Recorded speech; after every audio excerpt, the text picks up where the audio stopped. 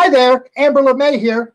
Thanks for watching. Now, be sure to subscribe to our channel and don't forget to leave us a comment. We want to know what you think. Yes, we do. Now, enjoy the video.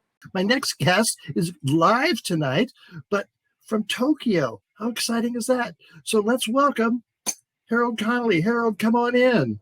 Hi there, Harold. Ohayou gozaimasu. Hi, everyone. Hello.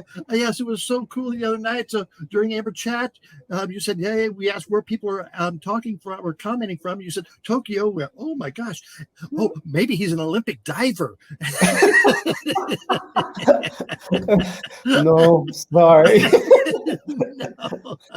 No. No, not at all. So, Harold, I don't think you're native to Tokyo. So, No. So tell us, what are you doing in Tokyo? Okay, well, I'm still laughing at the use of Gorilla Tape, which was brilliant. Not good for spacecrafts.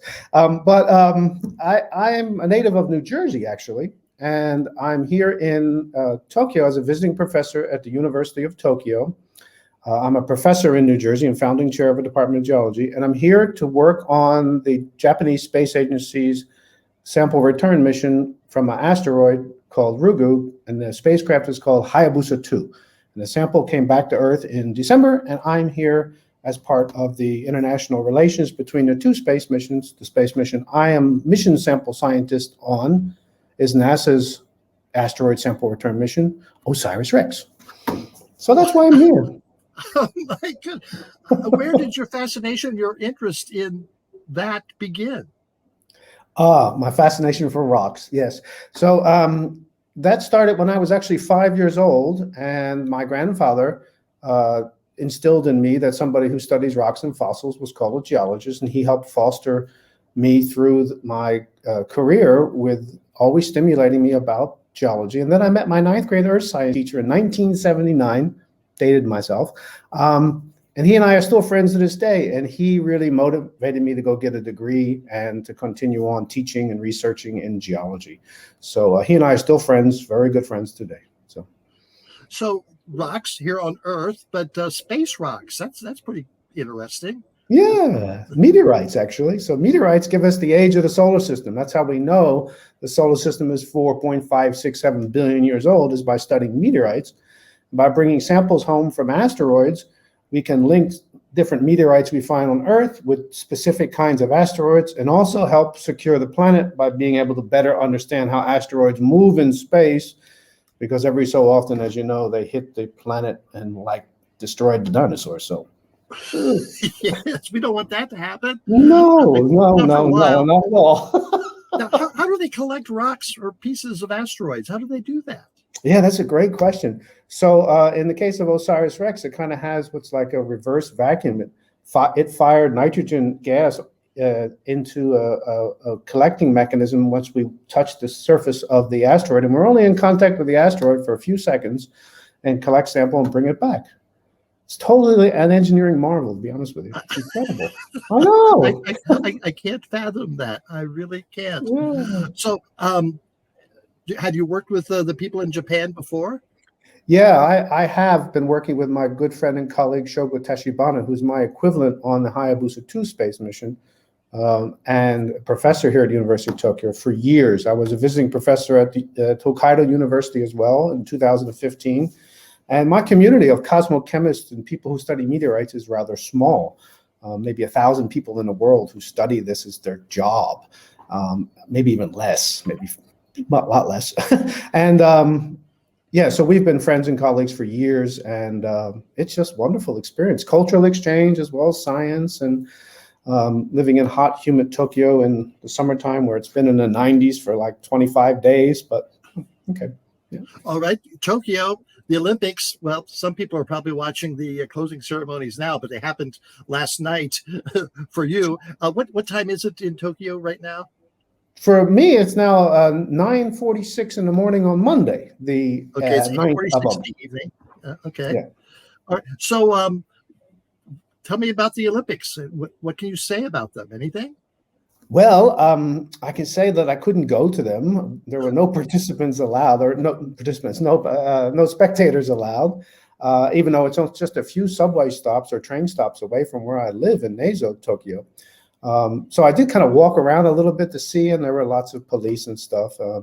But it's, of course, a big excitement here. People talk about it all the time. Yeah, it was not as fun as what I would have liked it to have been, to be perfectly frank with you.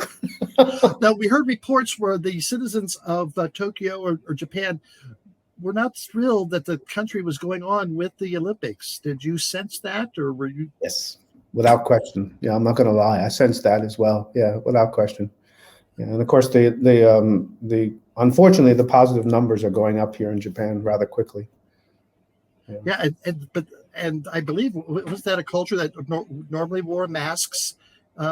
In flu Absolutely. seasons? It's an incredible culture. People are very conscious of each other and taking care. And you would never think, especially in normal time periods when it was the winter time, not to have a mask and not to wear it if you even felt a little bit sick on a subway or train, or you wore it anyway just to protect yourself and other people. So it's completely normal.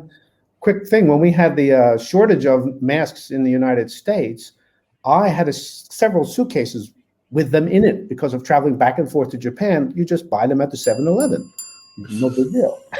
So I had lots of masks. How many times have you been to Japan?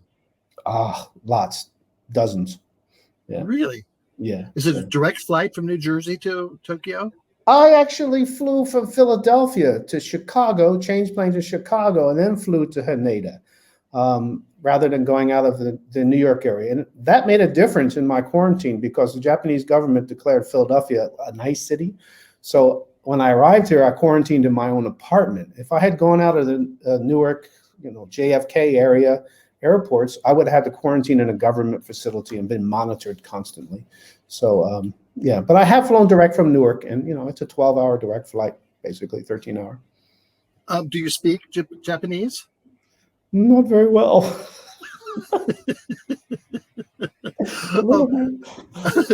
Your smile and dimples get you through a lot, I bet. Oh, stop. Tell me more. So you're leaving. You said you were returning to the United States September 1st. Correct. What happens then? What happens when you get back to the States? So when I get back to the States, we'll, of course, have university will be in session. The semester will be starting, so we'll be teaching courses, and I'll be continuing to prepare for the return of the NASA space mission asteroid sample, and I'll be bringing lessons learned from my experience here in Japan with me to that process, and I conduct the sample analysis phase of the mission for OSIRIS-REx. So it'll be really exciting. Where do you do that sampling, or where do you do that testing? So the samples for OSIRIS-REx will land in the Utah desert and be brought to the Johnson Space Center, where they will be curated and characterized. And the team of OSIRIS-REx sample analysis folks is international. So my research base is both at Rowan University in New Jersey and at the University of Arizona in Tucson, Arizona. So you travel a lot. I do, yes. So what was the name of the project again? So the NASA project that I'm involved in is called OSIRIS-REx. Okay, what's that mean? Where did that name come from? So that name is, so NASA likes to have these fancy names, and OSIRIS-REx, and I should have put up a graph. I'm sorry, I didn't think to do that, but origins, spectral interpretation, resource identification, security, regolith, explorer. Who came up with that? It's a long story. And of course, it sounds like an Egyptian god, so that's kind of cool, right? That's what I was thinking, yeah, I don't know what exactly I was thinking, but I thought it had something more to be with history. Yeah. That's very interesting. What do you see the biggest difference between the Japanese culture and New Jersey? That's a great question. The way in which communication goes on and the way things are done here is significantly different than in the US.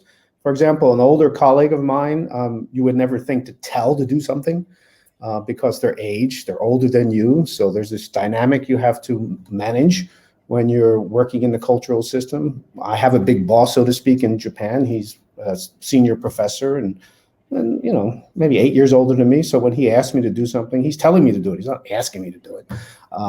So it's a whole system that's evolved in a different way. And it's great, bringing back these cultural differences and learning from each other. And there's all kinds of creativity that go on that I can benefit from, and so can everybody else. So. All right, we have a question from Linda, one of our viewers in Florida, and she says, do you collect Earth rocks and minerals? Are there crystals formed on other planets, asteroids, moons, like the giant crystals we can see in some areas here on the Earth? Well, I don't actively collect minerals and fossils. What I do collect goes into the collection at Rowan University or to my colleagues at the American Museum of Natural History in New York. And we haven't seen anything like those giant crystals you see in caves here on other planetary bodies yet, but we haven't really explored them to that level, have we? So we don't know. So maybe someday when humans get to like Mars, we will. All right. Now you're connected with NASA and the Japanese space program. Are there aliens? Are there UFOs? Are there things out there? Not the ones from outer space. Harold, you and I would have fun together. Have a couple of cocktails, I tell you that. Oh, no, you're so sweet. Linda also asked, what's your favorite Japanese food? That's easy. Yakitori. Any grilled meats and vegetables. Love it. Love it. Love it. Love it. What do you mean? Just how's it prepared? How's it? So they have a little wooden skewer, and they would put little pieces of chicken or mushrooms, and they grill it with salts, and then they serve it that way. And you can have a dipping sauce with it. It's really healthy. It's really good. The food in Japan is freaking awesome. It's amazing food. I love it. It's just incredible. So most people say sushi, but as a Japanese person, you don't eat sushi a lot. It's kind of expensive. What are you going to miss most other than the food when you come back to the United States? I'll miss, for me, I like to go to Buddhist temples and Shinto temples and explore and check them out and really learn the culture and the history of Japan. And I'll miss that the most. I spend hours walking around seeing all these wonderful religious icons. And I'm going to miss that, besides my friends, of course, who I miss as well. Well, Harold, thank you so much. It's been fascinating talking to you. Thank you for taking some time out of your Monday morning. Thank you. Thank you so much. And it's fascinating because when we were chatting on Wednesday night, you said you were friends with Paul Pinkman, who was a guest several weeks ago. And then Russell was talking to a good friend of ours, Robert Blockman, who's been on the guest, and saying, hey, we got this geologist from Tokyo.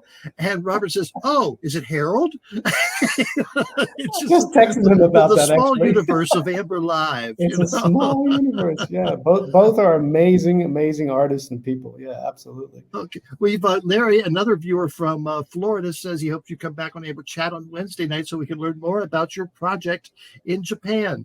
Anytime, Harold, you got some time, we'd love to talk to you. Thank you. I would love to be back again. Thank you very much. All right. Thank you, Harold. Take care. Be well. Be safe. Be well. Yes. Oh, that's people say, are you still going to do this show after COVID's over? Well, is COVID ever going to be over? I go, yeah, because it's just fascinating, the people that I've met tonight and talked to.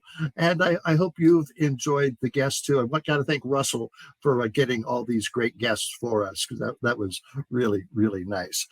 Thanks for watching. I hope you enjoyed it. And please remember to subscribe to Amber Live YouTube channel.